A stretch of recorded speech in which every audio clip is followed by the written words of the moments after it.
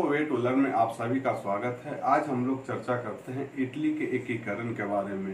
Italy के एकीकरण में हम लोग सबसे पहले तो छोटी सी भूमिका देखेंगे, इसके बाद एकीकरण में बाधाएं क्या क्या थी और इटली के एकीकरण में सहायक तत्व क्या क्या रहे थे। फिर हम लोग देखेंगे इटली के एकीकरण की प्रक्रिया या चरण, कितने चरण में इटली के एकीकरण पूरा हुआ, क्योंकि बीपीएससी में पर्टिकुलर एक क्वेश्चन पूछे हुए है कि इटली के एकीकरण के विभिन्न सोपानों का वर्णन करें। विभिन्न सोपान यानी विभिन्न चरण का वर्णन करने के लिए पूछे हुए हैं। ठीक है, तो हम लोग सबसे पहले तो छोटी सी भूमिका पे चलते हैं। 19वीं सदी में यूरोप में जिस राष्ट्रीय चेतना का विकास हुआ था उसकी अभिव्यक्ति इटली और जर्मनी के एकीकरण से ही हुई थी। इटालियन क्षेत्र संयुक्त रूप से रोमन साम्राज्य के अंतर्गत रहा था, जिसके कारण इस क्षेत्र में एक प्रकार की सांस्कृतिक एकता का एहसास लोगों में था। इन सब के अतिरिक्त इटालियन क्षेत्र पर पुनर्जागरण और मानवतावाद का भी प्रभाव रहा था, जिसके कारण इटली का एकीकरण संभव हो पाया। ठीक है, तो दोस्तों, आप लोग मेरे चैनल को सब्सक्राइब नहीं किए होंगे तो प्लीज आप लोग सब्सक्राइब कीजिए, लाइक कीजिए और जितना अधिक से अधिक हो सके आप लोग शेयर कीजिए ताकि सभी के पास ये वीडियो पहुंच सके। ठीक है, सब्सक्राइब कीजिए और बेल आइकन को दबाना नहीं भूलें ताकि जो भी मैं वीडियो बनाऊं वो आपके तक सबसे पहले पहुंच सके। ठीक है, तो हम लोग चलते हैं। सबसे पहले तो इटली के एकीकरण में क्या क्या बाधाएं रही थी। आप लोग देख रहे होंगे इटली का एकीकरण मुख्य रूप से 5 बाधाएं को हम देखते हैं। पहला हो गया बाह्य एवं आंतरिक बाधाएं। बाह्य एवं आंतरिक बाधा, इटली का जो भौगोलिक स्थिति था, भौगोलिक स्थिति सबसे बड़ी कठिनाई वहां की थी। इटली 3 राजनीतिक खंडों में विभक्त था। एक उत्तरी इटली हो गया, दक्षिणी इटली हो गया और मध्य इटली। मध्य इटली में पोप का साम्राज्य था, जिसके कारण होता क्या था कि मध्य इटली में पोप के साम्राज्य रहने के कारण उत्तरी इटली और दक्षिणी इटली बिल्कुल अलग अलग हो जाते थे। ठीक है, तो इसके पोप का साम्राज्य जो था वो रोम पे अधिकार करना चाहता था और रोम पे मुख्य रूप से अधिकार करने के कारण और जो कैथोलिक यूरोप के देश भी थे वो पोप के अस्तित्व को नष्ट नहीं होने देना चाहते थे। अतः एकीकरण में हम देखते हैं कि विदेशी हस्तक्षेप भी बहुत ज्यादा बाधक था। ठीक है, नेक्स्ट हम लोग देखेंगे विदेशी प्रभुत्व। इटली पर क्या क्या विदेशी प्रभुत्व था। ठीक है, इटली के उत्तरी भाग जो लोम्बार्डी हो गया, इटली के उत्तरी भाग लोम्बार्डी एवं वेनेशिया, लोम्बार्डी एवं वेनेशिया जो है वेनेशिया, ठीक है, पर ऑस्ट्रिया का अधिकार था। ऑस्ट्रेलिया जो इधर था सीधा नियंत्रण था लोम्बार्डी एवं वेनेशिया पर ऑस्ट्रिया का। ठीक है, और सीधा नियंत्रण था, जबकि मेडोना टस्कनी और परमा पर ऑस्ट्रेलिया से संबंधित राज परिवार का वहां पे नियंत्रण था। इस समय ऑस्ट्रिया का जो चांसलर था वो मेटरनिक था, जो यूरोपीय देश में उदारवादी और राष्ट्रीय आंदोलन को कुचलना अपना पवित्र कर्तव्य समझता था। ठीक है, तो मेन इसमें विदेशी जो प्रभुत्व था वो भी हम देख सकते हैं इस, और जो ऑस्ट्रेलिया का चांसलर था मेटरनिक, वो क्या था, उदारवादी और राष्ट्रीय जो आंदोलन था कुचलना, उसको एक तरह से प्रमुख रूप से वही समझता था, अपना पवित्र धर्म समझता था। ठीक है, नेक्स्ट देखेंगे हम लोग सामंत एवं कुलीनों का प्रभाव। नेपोलियन के पतन के पश्चात यह और पुनः सामंतवादी एवं जागरवादी व्यवस्था स्थापित करना चाहते थे। ठीक है, 1815 ईस्वी तक इटली में औद्योगिक क्रांति के चिन्ह मौजूद थे। अतः इटली में भूमि अभी भी महत्वपूर्ण संपत्ति थी। जो औद्योगिक क्रांति वहां का चिन्ह मौजूद थे, भूमि वहां अभी भी महत्वपूर्ण संपत्ति थी। ठीक है, जो परंपरागत सामाजिक एवं राजनीतिक मान्यताओं से जुड़ी हुई थी।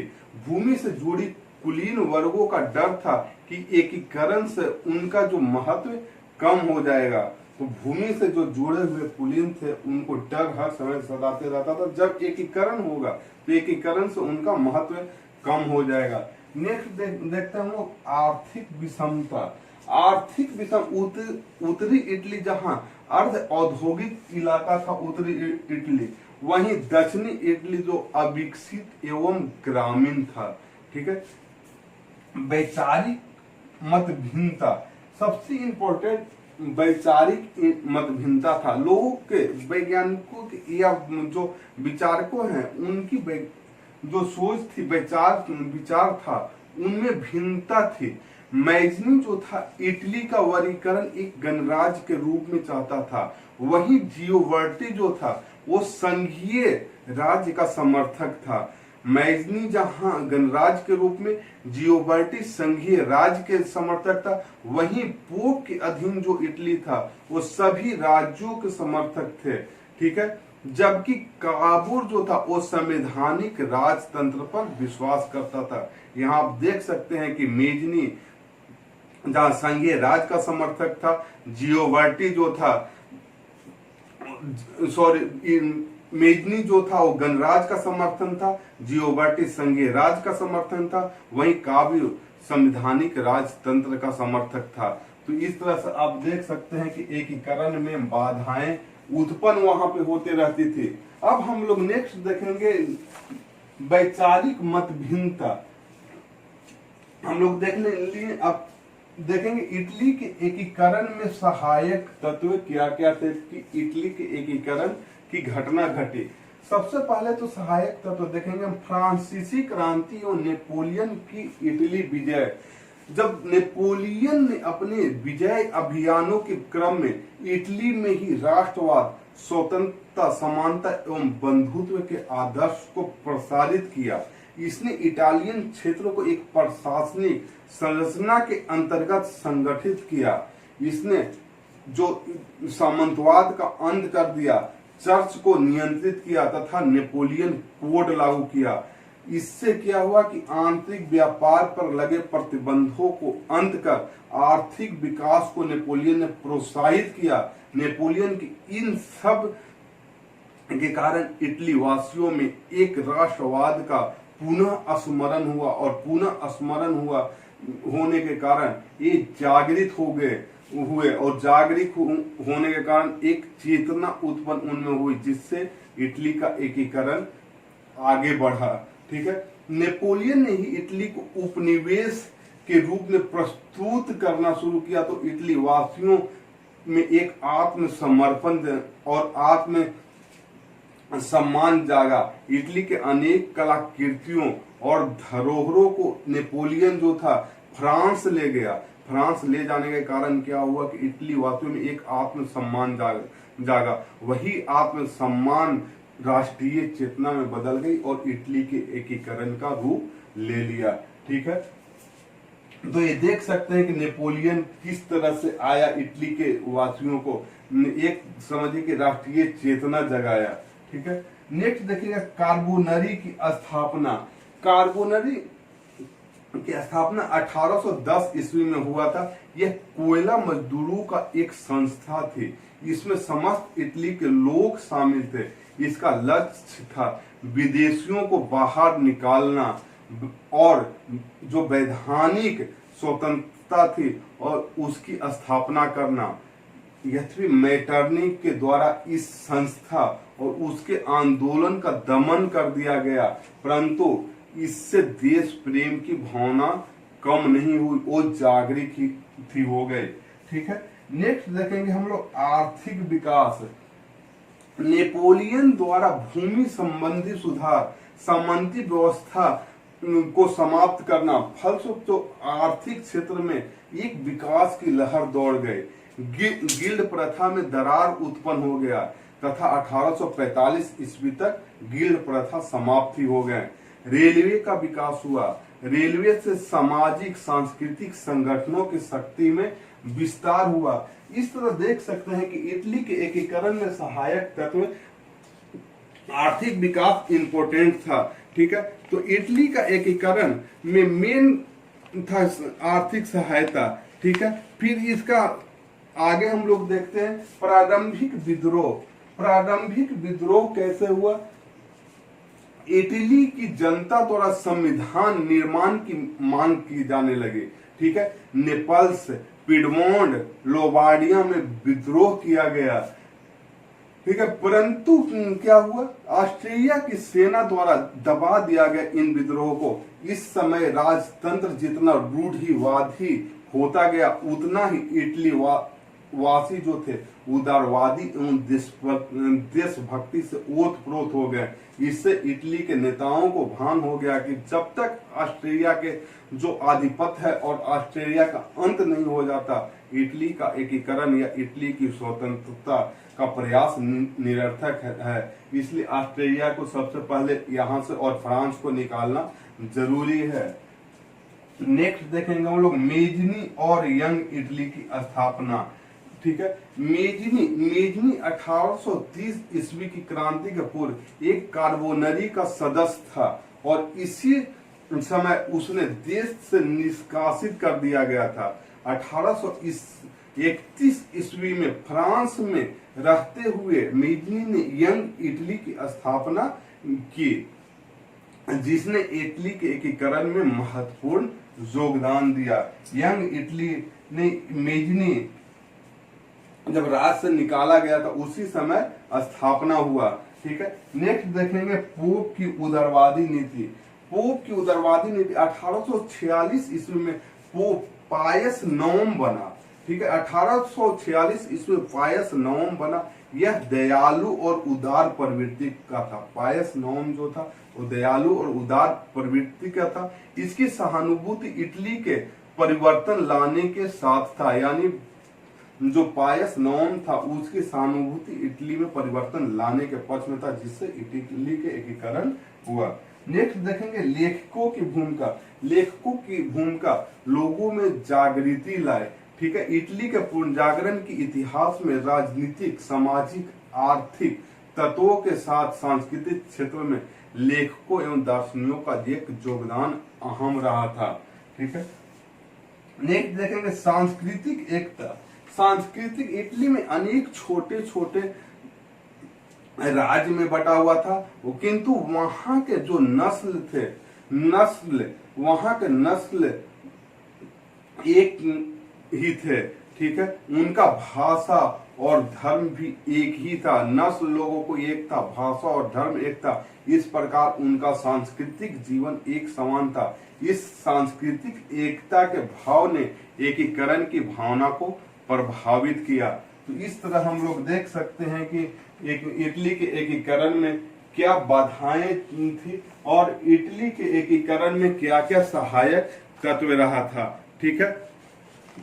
नेक्स्ट हम लोग देखेंगे इटली के एकीकरण की प्रक्रिया या इटली के एकीकरण का क्या और कैसे चरण रहा। तो सबसे पहले तो पहला चरण हम लोग देखते हैं। प्रथम चरण 1850 ईस्वी से पूर्व का चरण। 1850 ईस्वी के पूर्व का चरण देखिएगा, इटली के राष्ट्रभक्तों द्वारा ये कार्बोनरी का स्थापना 1810 ईस्वी में कर लिया गया था, जो एक गुप्त संस्था थी। क्रांतिकारी भावना का कार्बोनरी ये प्रचार किया। 1820 ईस्वी में नेपल्स के विद्रोह में कार्बोनरी का हाथ था, ठीक है। नेपल्स का विद्रोह जो हुआ था वहां पे कार्बोनरी का ही हाथ माना जाता है। 1820 ईस्वी में जो विद्रोह हुआ था, जिसका मेटरनिक द्वारा हालांकि दमन कर दिया गया था, ठीक है। नेक्स्ट देखते हैं हम लोग मेजनी का जब उद्भव हुआ 1830 ईस्वी के जो फ्रांसीसी क्रांति के परिणाम स्वरूप इटली में परमा, मोडोना तथा पोप, परमा हो गया मेडोना और पोप के रियासतों में भी विद्रोह हुआ। इसे भी मेटरनिक ने दबा दिया। ऑस्ट्रेलिया के बार बार दमन से इटली के एकीकरण को प्रयास को ठेस पहुंचा, ठीक है। और इटली के निवासी में एक घोर निराशा का वातावरण छा गया। ऐसी स्थिति में इटली में एक राष्ट्रीय नेता की जरूरत थी और वही राष्ट्रीय के नेता के रूप में मेजनी का उद्भव हुआ। इसने अपने निर्वासित समय में फ्रांस में यंग इटली की स्थापना कर लिया था। ठीक है, इटली वासियों में एक राजनीतिक क्षेत्र का विस्तार किया गया। फलस्वरूप 1848 ईस्वी तक इटली में हजारों जुअर यंग इटली का, या कह सकते हैं यंग इटली का सदस्य बन गया। ठीक है, नेक्स्ट देखेंगे 1848 ईस्वी की फ्रांसीसी क्रांति का भी इस पर प्रभाव रहा। संपूर्ण यूरोप पर 1848 ईस्वी की फ्रांसीसी क्रांति का प्रभाव पड़ा। इस क्रांति के परिणाम स्वरूप ऑस्ट्रिया में भी एक क्रांति हुआ और मेटरनिख को देश छोड़कर के भागना पड़ा। इटली में ऑस्ट्रिया के विरुद्ध विद्रोह हो गया। पिडमोन सार्डिनिया के राजा पिडमोन सार्डिनिया का जो राजा थे वो चार्ल्स द्वितीय, भागना पड़ा उनको। ठीक है, चार्ल्स एडवर्ड ने ऑस्ट्रेलिया के विरुद्ध युद्ध की घोषणा कर दी। इटली के सारे देशभक्तों ने सार्डिनिया की तरफ से ऑस्ट्रेलिया के विरुद्ध युद्ध में भाग लिया, लेकिन यह भी विद्रोह दबा दिया गया। ठीक है, जो इटली के प्रथम चरण लगभग पूर्ण हो चुका था। ठीक है, अब हम लोग इटली के एकीकरण का द्वितीय चरण देखेंगे। द्वितीय चरण में क्या हुआ, 1850 में काउंट काबूर पिडमोन सार्डिनिया के मंत्रिमंडल में वित्त मंत्री बना और 1852 ईस्वी में प्रधानमंत्री बन गया काउंट काबूर। ठीक है, काबूल का मानना था कि इटली का जो एकीकरण है वो पिडमोन सार्डिनिया के ही नेतृत्व में हो, क्योंकि यह अन्य राज्यों में कहीं ज्यादा सक्षम था। इनका यह भी मानना था कि इटली के एकीकरण के लिए ऑस्ट्रेलिया को इटली से निकलना जरूरी है और यह काम तभी संभव हो सकता है जब विदेशी सहायता लिया जाए। यानी जो काबूल था विदेशी सहायता पे भी भरोसा करता था। इसी तरह 1854 ईस्वी में हुए रूस और तुर्की के बीच क्रीमिया का युद्ध हुआ। इसी में इंग्लैंड और फ्रांस ने तुर्की का साथ दिया। काबूल ने भी पिडमोन सार्डिनिया की तरफ से इंग्लैंड और फ्रांस की मदद ली। इस युद्ध के बाद क्या हुआ, पेरिस शांति सम्मेलन हुआ। पेरिस शांति सम्मेलन में ही काबूल ने जो इटली का एकीकरण को राष्ट्रीय स्तर पर उठा दिया और इसी समय देखिएगा कि नेपोलियन का वो प्राप्त कर लिया। ठीक है, इसी समय नेपोलियन का साथ मिला और नेपोलियन तृतीय के साथ कोलंबियस की संधि किया। नेपोलियन तृतीय के साथ कोलंबियस की संधि इसने किया। इसी कोलंबियस की संधि में क्या हुआ कि वादा, नेपोलियन ने इसको मदद करने का काबूल को वादा किया। विजय के बाद जो सार्डिनिया को लोम्बार्डी और वेनेशिया का क्षेत्र प्राप्त होना था, वहीं फ्रांस को नीस और सेवाय का क्षेत्र दिया जाना था। ठीक है, नीस और सेवाय का क्षेत्र दिया जाना था। इटली संबंधी नीति का उद्देश्य 1815 ईस्वी नष्ट हुआ और फ्रांस का यहाँ पे गौरव प्राप्त हुआ। तो इस तरह से देखते हैं कि युद्ध आरंभ हुआ और प्रारंभ में जो हुआ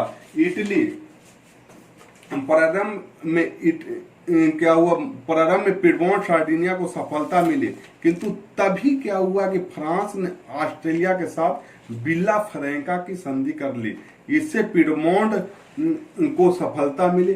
फिर इस संधि के अनुसार लोम्बार्डी का क्षेत्र पिडमोन सार्डिनिया को प्राप्त हुआ। लोम्बार्डी का क्षेत्र हुआ पिडमोन सार्डिनिया को प्राप्त हो गया। ठीक है, और यही पिडमोन सार्डिनिया के इस सफलता से अन्य जो इटली के एकीकरण के पक्ष में उत्साह की लहर दौड़ गई। नेक्स्ट देखेंगे हम लोग तृतीय चरण 1859 से 60 ईस्वी के पिडमोन के सफलता से इटली के मध्य भाग में विभिन्न राज्यों में एक राष्ट्रीयता की भावना प्रबल हो गई। नेशनल सोसाइटी नामक एक क्रांतिकारी संस्था ने पिडमोन के नेतृत्व में इटली के एकीकरण के विचारधारा का खूब प्रचार किया। फलस्वरूप क्या हुआ कि परमा, मोडेना और टस्कनी में एकीकरण के पक्ष में एक आंदोलन हो गया। परमा, मोडेना और टस्कनी में एकीकरण के पक्ष में एक आंदोलन हो गया और यही आंदोलन में फिर काबूल ने इस स्थिति का फायदा उठाया तथा फ्रांस की सहायता से उन्होंने इन क्षेत्रों का विलय पिडमोन सार्डिनिया में कर लिया। ठीक है, और इस तरह से नीस और सेवाय का क्षेत्र फ्रांस को प्राप्त हुआ। काबूल ने इन प्रयासों से पीडमोंट सार्डिनिया का क्षेत्रफल पहले की अपेक्षा बहुत ज्यादा हो गया। ठीक है, वेनेशिया को छोड़कर लगभग समस्त उत्तरी इटली जो था वो मध्यवर्ती क्षेत्र में एक इटालियन राज्य का निर्माण हो गया। इसी के साथ इटली का एकीकरण का तीसरा चरण लगभग पूर्ण हो गया। अब हम लोग देखते हैं चतुर्थ चरण। चतुर्थ चरण इटली के एकीकरण का यह जो था वो गैरिबाल्डी के उत्साह और त्याग एवं काबूल की नीति से पूरा हुआ। चतुर्थ चरण गैरिबाल्डी के उत्साह, त्याग एवं काबूल की नीति से चतुर्थ चरण लगभग पूरा हो गया, जिससे इटली का एकीकरण भी चतुर्थ चरण में लगभग पूरा के बराबर ही हो गया। ठीक है, फिर हम लोग देखेंगे कि बोर्बो वंश के अधीन नेपल्स और सिसिली इटली के दक्षिण में स्थित थे। नेपल्स और जो सिसिली था वो बोर्बो वंश के अधीन दक्षिण में स्थित था। इटली के दक्षिण में स्थित था। 1859 इसमें बोर्बो वंश के शासक फर्डिनेंड द्वितीय की मृत्यु हो गई। इसके बाद फ्रांसीसी द्वितीय गद्दी पर बैठा। जनता इनके अत्याचारी शासन से त्रस्त थी, अतः सिसिली में एक देशभक्ति ने गैरिबाल्डी से प्रार्थना की कि नेतृत्व करे वो क्रांति का, और गैरिबाल्डी ने नेतृत्व किया। मई 1860 इसमें गैरिबाल्डी ने अपने 1000 रेड शर्टों के साथ, जो 1000 रेड शर्ट इनको स्वयं सेवक थे, उनके साथ सिसिली पर विजय प्राप्त किया। स्वयं को विक्टर इमैनुअल द्वितीय के नाम से अपने को अधिनायक घोषित कर लिया। ठीक है, स्वयं को विक्टर इमैनुअल द्वितीय के नाम से अधिनायक घोषित कर दिया। तो अधिनायक घोषित करने के बाद दहशत में लोग गैरिबाल्डी ने इसे शासक के रूप में स्वीकार कर लिया। फिर ठीक है, इसी भी देखिएगा नेपल्स और सिसिली को जनमत संग्रह द्वारा, नेपल्स और जो सिसिली था जनमत संग्रह से पीडमोंट सार्डिनिया में मिला लिया गया। इस पर देखिएगा कि सिर्फ रोम को छोड़ करके और दक्षिणी पीडमोंट सार्डिनिया के साथ बाकी सभी राज्य उसी के साथ आ गए। नेपल्स और सिसिली को जनमत संग्रह द्वारा मिला लिया गया। एकीकरण का यह चरण लगभग पूरा हो गया। इस प्रकार 1860 ईस्वी तक देखिएगा वेनेशिया और रोम को छोड़ करके पूरे इटली एक हो गए। वेनेशिया और रोम सिर्फ और सिर्फ अलग रह गए। तो वेनेशिया और रोम के कारण ये 5वां चरण में अब पूरा होता है। रोम और वेनेशिया जो थे, रोम पोप के अंतर्गत था और वेनेशिया जो था, वेनेशिया पर ऑस्ट्रेलिया का अधिकार था, वहीं रोम पे पोप का अधिकार था। आगे दोनों प्रदेशों की स्वतंत्रता का एकीकरण थोड़ा सा टफ था। ठीक है, जर्मन क्षेत्र में होने वाली घटना से संबंध दोनों क्षेत्र था। 1860 इसमें प्रसा तथा ऑस्ट्रेलिया का सेडोवा का युद्ध हुआ।